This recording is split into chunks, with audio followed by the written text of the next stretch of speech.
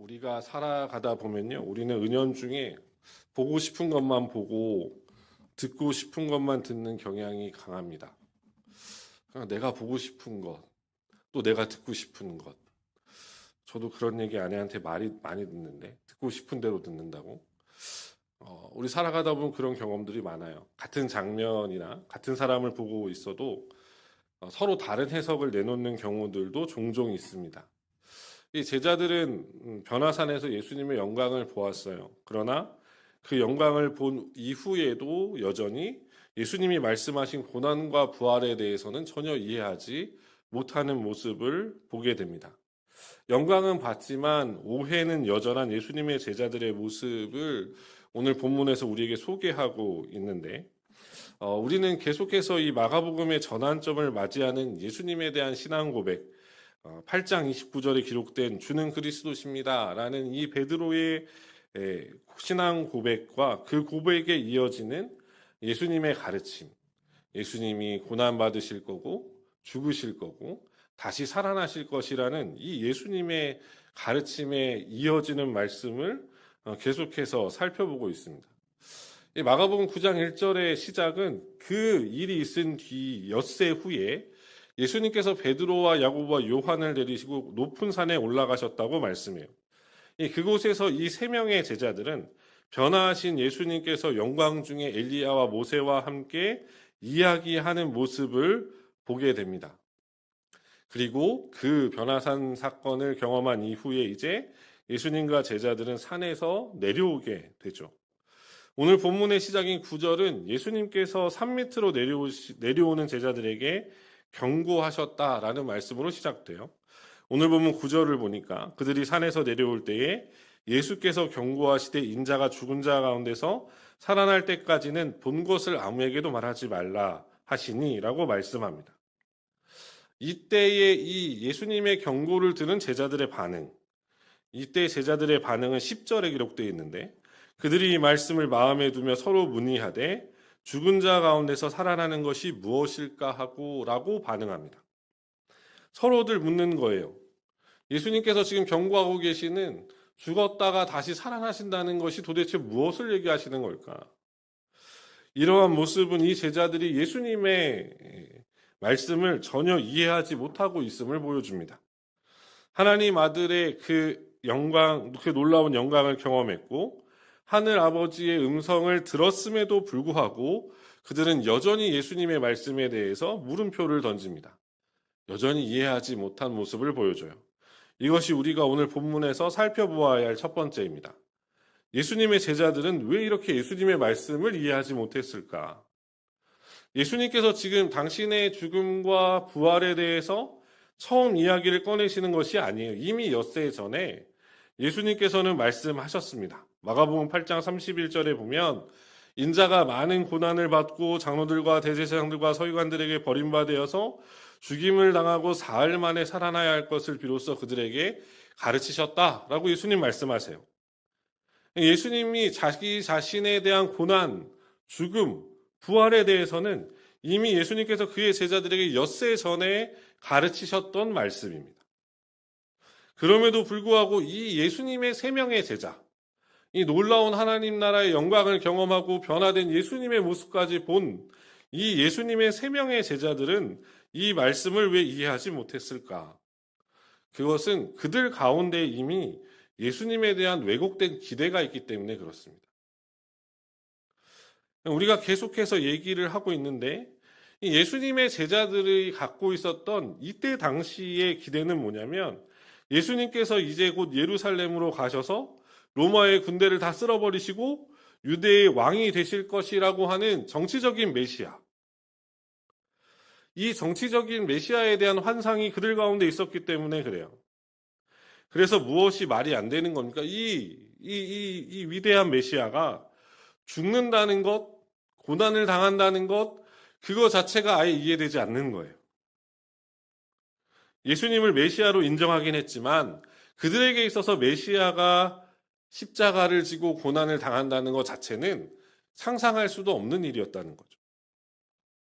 예수님이 가르치시고 예수님이 말씀하시는 것, 예수님이 드러내시는 것이 아니라 자기들의 기대에 부합하는 예수, 자신들의 왜곡된 기대에 그것에 부합하는 예수님을 그들은 보고자 했던 거예요. 개혁주의 신학자 중에 코넬리우스 반틸이라는 교수가 있습니다. 물론 돌아가셨지만 이 사람이 주장했던, 이 교수가 주장했던 것 중에 하나가 뭐냐면 전제주의예요. 이 전제주의라고 하는 것이 무엇이냐면, 이게 그냥 말이 어렵게 들릴 뿐인데, 전제주의가 갖고 있는 가장 기본적인 명제는 뭐냐면 모든 사람은 중립적이지 않다는 거예요. 그 어떤 사람도 중립적인 사람은 없다. 그래서 어떠한 사물이나 어떠한 사람을 판단하고 이해할 때 각자만이 갖고 있는 전제가 있다는 거예요. 그 틀을 가지고 그 사람을 이해하고 그 틀을 가지고 그 사건을 이해한다는 거예요. 그래서 기독교 신앙이라는 게 무엇이냐라고 얘기했을 때, 기독교 신앙은 하나님과 그분의 말씀을 전제로 우리의 모든 세상을 이해하고 해석하고 판단하고 결정하는 것이 기독교 신앙이다, 이렇게 얘기를 해요. 인간이 갖고 있는 이성, 그것도 중립적이지 않다. 인간이 갖고 있는 감정, 그것도 중립적이지 않다. 인간이 갖고 있는 논리, 그것도 중립적이지 않다. 인간의 과학도 마찬가지. 그것도 중립적이지 않다는 거예요. 이 모든 것들을 다 무엇에 비추어서 봐야 되냐면 하나님이 계시다는 것과 그분의 창조와 그분의 가르치심을 전제로 했을 때 그런 것들이 올바르게 이해될 수 있다라고 주장하는 거예요. 이것을 오늘날의 용어로 우리는 세계관이라고 부릅니다. 가장 대표적인 게 안경이에요. 어떤 색깔의 안경을 쓰느냐에 따라서 세상이 그 색깔로 보이는 것. 안경을 쓰고 있는 사람은 안경으로 세상을 보는 겁니다. 안경을 보지 않죠. 기독교 신앙이라고 하는 것은 현실을 왜곡하게 만드는 안경이 아니라 현실을 바르게 이해하고 이 세상을 하나님의 말씀을 통해서 보는 그 신앙을 갖추어 나가는 거예요. 오늘 본문에 등장하는 제자들도 마찬가지예요. 예수님을 알았어요. 예수님을 쫓아다녔죠. 예수님과 함께 했어요. 그리고 기적도 많이 경험했습니다. 예수님의 말씀도 들었고요. 가르침도 받았습니다. 그러나 이들이 갖고 있었던 그리스도, 메시아라고 하는 전제, 그 그리스도와 메시아라고 하는 그 전제가 잘못되어 있는 거예요. 그들이 예수를 바라보는 틀 자체가 이미 잘못되어져 있는 겁니다. 메시아는 승리와 영광의 존재라는 거예요. 그들에게 있어서 고난과 죽음은 실패의 다른 표현에 불과하다는 것. 그러기에 이들은 예수님이 계속해서 고난에 대해서 얘기하고 죽음에 대해서 얘기하고 부활에 대해서 얘기해도 이들에게선 도저히 이해되지 않고 납득되지 않는 이야기뿐이었던 겁니다. 오늘날 우리의 신앙도 마찬가지일 수도 있어요. 우리는 자꾸만 나라는 안경을 쓰고 성경을 보려고 하고, 나라는 안경을 쓰고 신앙을 이해하려 하고, 나라는 안경을 쓰고 삶을 이해하려고 합니다. 삶을 자기중심적으로 해석하고 신앙도 자기중심적으로 해석하려고 할 때가 너무 많아요. 그러면서 본인은 매우 말씀 중심적으로 살아가는 것처럼 스스로 여깁니다. 아닙니다. 우리는 얼마든지 오늘 본문에 등장하는 제자들처럼 살아갈 수 있어요. 그런 때가 많아요. 결국엔 무엇이 나의 안경이 되어야 합니까? 하나님의 말씀이 나의 안경이 되어야 돼요. 내 스스로 갖고 있었던 왜곡된 신앙의 안경을 벗어놓고 다시 말씀 앞으로 겸손히 돌아가야 됩니다. 하나님의 말씀이 나의 안경이 될 때, 하나님의 말씀을 나의 안경으로 삼을 때, 그 말씀을 통해서 나와 신앙과 세상을 밝히 보게 되고 바르게 이해하게 된다는 것. 그러기에 사랑하는 성도님들, 하나님의 말씀을 나의 안경으로 삼으십시오. 그 말씀을 통해서 나를 이해하려고 하십시오. 그 말씀을 통해서 사람을 보려고 하세요. 그 말씀을 통해서 나와 마주한 세상과 현실을 이해하려 하십시오. 그때 비로소 우리는 바르게 이해하는 것이 무엇인지를 깨닫고 발견하게 될 것입니다. 이러한 은혜가 있으시기를 간절히 소망합니다. 두 번째로 오늘 본문은 위에서 얘기한 것처럼 하나님의 말씀으로 나의 안경이 아니라 자신의 왜곡된 신앙으로 안경을 만들어 썼을 때 일어나는 일이 무엇인지를 매우 적나라하게 보여주는데, 그것이 뭐냐면 내가 복음이 되는 겁니다. 저는 이 표현을 참 좋아해요. 내가 복음이요. 내가 복음. 이게 그냥 우스갯소리처럼 들릴지 모르지만 많은 그리스도인들의 신앙의 형태 중에서 이런 형태가 정말 많이 나타나요. 특히 오늘날의 시대 속에서. 오늘 본문에서 예수님과 제자들이 동시에 나타내는 한 인물이 있어요. 그 인물이 누구냐면 오늘 본문 11절에서 제자들이 예수님께 물어봐요. 이에 예수께 묻자와 이르되 어찌하여 서기관들이 엘리야가 먼저 와야 하리라 하나이까? 라고 질문하죠. 이 질문에 예수님께서 대답하십니다. 12절을 보면 이르시되 엘리야가 과연 먼저 와서 모든 것을 회복하거니와 라고 말씀하시고, 다시 13절을 보면 이미 이 엘리야가 왔다고 말씀하세요. 그러나 내가 너희에게 이르노니 엘리야가 왔으되 기록된 바와 같이 사람들이 함부로 대우하였느니라 하시니라. 그런데 잘 보시면 여기서 제자들이 이야기하는 엘리야랑 예수님이 이야기하시는 엘리야랑 서로 다릅니다. 서로 다른 엘리야 얘기하고 있는 거예요, 지금. 서로 지칭하고 서로 가리키고 있는 엘리야가 달라요. 제자들은 예수님께 묻기 전에 10절에 보면 예수님의 죽으심과 부활하심에 대해서 전혀 이해하지 못하고 서로 의문만을 이야기하죠. 그리고 나서 예수님께 질문을 하는데 본인들이 이해하지 못하는 예수님의 그 말씀을 이 질문을 통해서 풀어보려고 그래요. 이 질문을 서기관들이 이야기하는 엘리야에 대한 질문으로 돌려서 이야기합니다. 그러니까 제자들이 지금 예수님께 뭐라고 얘기하고 있는 거냐면 서기관들이 메시아의 왕국이 회복될 때 엘리야가 먼저 올 것이라고 했습니다. 그런데 우리가 지금 방금 저 산 꼭대기에서 누구를 봤냐면 엘리야를 봤습니다. 그러니 이제 이 메시아이신 당신이 빨리 산 밑으로 내려가서 예루살렘으로 빨리 가셔서 로마의 군대를 다 쓸어내시고 이제 왕이 되어 보십시오. 라고 얘기하는 겁니다. 예수님에 대한 바른 이해가 없었던 이들이 지금 구약의 예언을 가지고 본인들이 복음서를 써가고 있는 겁니다. 우리가 분명 그 예언된 엘리야를 봤으니 이제 남은 건 당신이 왕이 되는 것 뿐입니다. 그럼 얼른 예루살렘으로 달려가십시오. 이제 당신이 왕이 되시면 됩니다. 전형적인 내가 복음이요. 예수님, 우리가 원하는 대로 움직이세요. 예수님, 우리가 기대하는 대로 움직이세요. 예수님, 내가 바라는 대로 움직이세요. 그러나 지금 예수님께서 말씀하시는 이 엘리야는 방금 전 변화산에 나타났던 엘리야에 대해서 이야기하시는 게 아닙니다. 말라기 3장 1절, 4장 5절에 기록되어져 있는 엘리야는 엘리야의 환생이 아니라 엘리야의 심정을 가지고 깨어진 아버지와 자녀들의 마음을 회복하기 위해 준비의 길을 걸어가는 사람, 오실 길을 준비하는 그 사람, 예수님이 말씀하고 계시는 사람은 세례 요한입니다.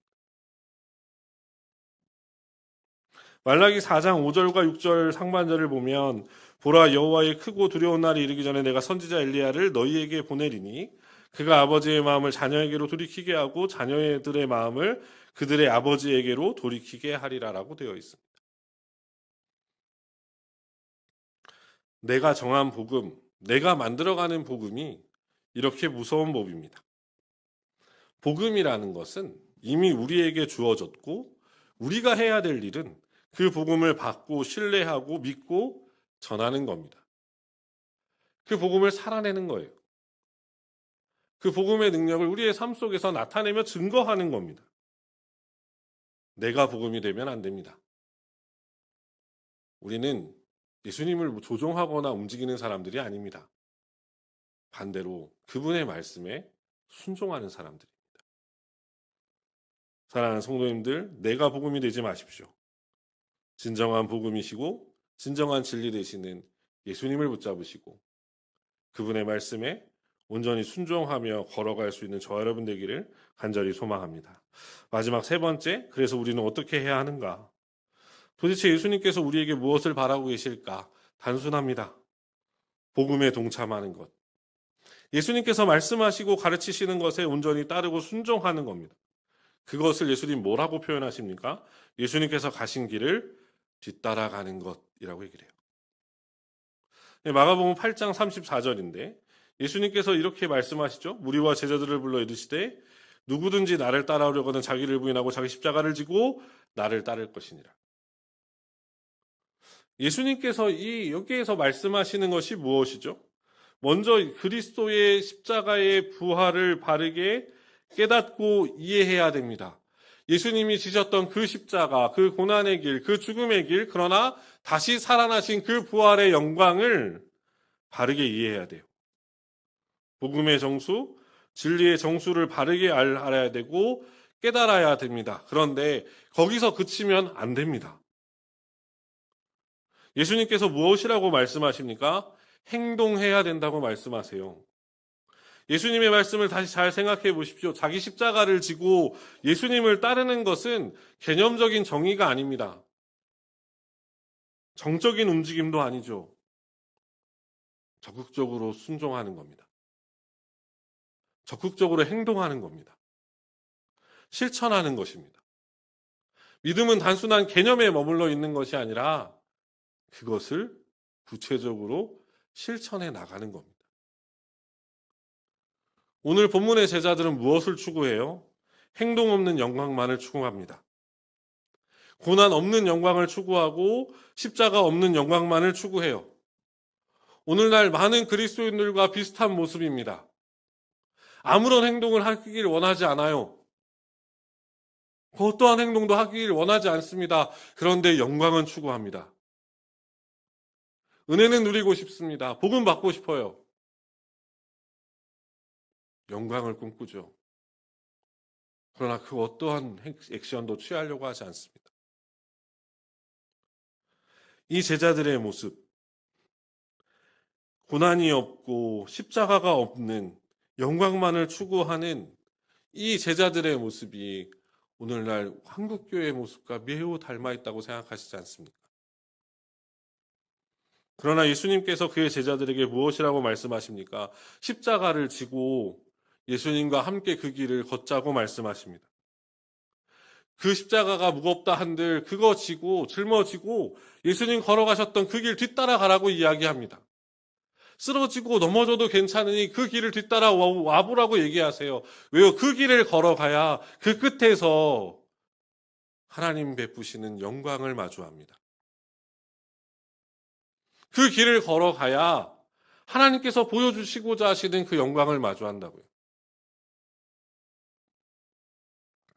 발레리나 강수진 씨가 있습니다. 들어보셨는지 모르겠지만 이 30년 동안 독일 슈투트가르트 발레단의 이름도 어렵죠. 슈투트가르트 발레단의 국립 발레단의 무용단이었고 20년은 그 안에서 수석 무용단원으로 애쓰셨던 발레리나 강수진 씨. 세계에서 4명밖에 없는 이 독일 국립 발레단의 종신 단원으로서 임명을 받았는데 조국을 섬기고자 그걸 내려놓으시고 2014년부터는 한국 국립 무용단의 단장을 맡아서 지금껏 계속 그 일을 하고 계시다고 그래요. 화려한 무대와 박수, 세계적인 명성을 누렸던 그녀죠. 그런데 우리가 들어보았던 발레리나 강수진이라는 사람에 있어서 가장 임팩트가 컸던 건 뭐냐면 그녀의 발이 찍혀 있는 사진 한 장이었습니다. 제가 그 사진을 가져왔거든요. 근데 아마 사진이 나올 겁니다. 이게 발레리나 강수진 씨의 발의 사진이라고 그래요. 관절마다 다 저런 모습으로 되어 있는 모습. 토슈즈에 짓눌려서 변형되고 상처 투성이가 된 발의 사진을 우리는 기억하죠. 이 사진을 본 많은 사람들이 이렇게 얘기해요. 저렇게까지 해야 하나? 저렇게까지 아파해야 하나? 근데 강수진 씨는 그 고통을 즐기거나 고통을 사랑한 사람이 아닙니다. 너무 힘들었다고 그래요. 하루에 19시간씩 연습했다 그럽니다. 강수진 씨가 기억하고 있었던 건 뭐냐면 자신이 서야 할 무대가 어딘지를 분명하게 알고 있었다는 거예요. 그 무대를 향해 가는 길에 고난이, 훈련이, 연습이 그녀에게 필요했다는 것을 인정하고 받아들였던 사람이라는 거죠. 사랑하는 성도님, 이 이야기가 복음은 아닙니다. 그러나 복음의 구조를 비춰주는 하나의 그림과도 같다고 생각해요. 예수님께서도 마찬가지입니다. 십자가의 고난을 모르고 영광에 이르신 것이 아닙니다. 도리어 그 십자가를 통과하고 그 십자가의 고난을 지나 영광에 이르셨습니다. 예수님께서 분명히 제자들에게 말씀하시죠. 인자는 많은 고난과 멸시를 당할 것이다. 능욕을 받을 것이다. 저기 올라가서 죽을 것이다. 문제는 제자들이 고난을 모르는 것이 아니라 고난이 없는 영광만을 기대했다는 거예요. 십자가 없이 부활을 말하려 했고 순종 없이 영광을 누리려 했다는 것. 그러나 예수님은 그 길이 복음의 길이 아니라고 말씀하십니다. 십자가가 먼저고 그 다음에 부활의 영광이 있다고 말씀하세요. 이 강수진 씨의 삶을 통해서 우리가 깨닫게 되는 것은 그녀의 인내심이 아니라 그 모습이 그리스도께서 걸어가셨던 그 길과 닮아 있다는 겁니다.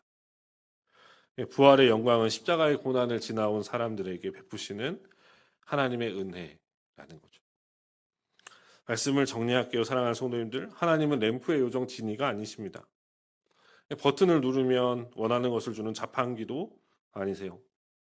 생각만 하고 있다고 세상이 바뀌지 않습니다. 앉아서 꿈꾸고만 있으면 아무것도 달라지지 않습니다. 온 우주가 너를 도와줄 거라는 허무맹랑한 소리에 현혹당하지 마십시오. 도리어 우리 주님은 우리에게 말씀하세요. 나와 함께 가자고 말씀하십니다. 그 길이 고난의 길이고 십자가의 길이라 할지라도 주님 먼저 앞서 가시며 우리에게 뒤따라오라고 말씀하십니다.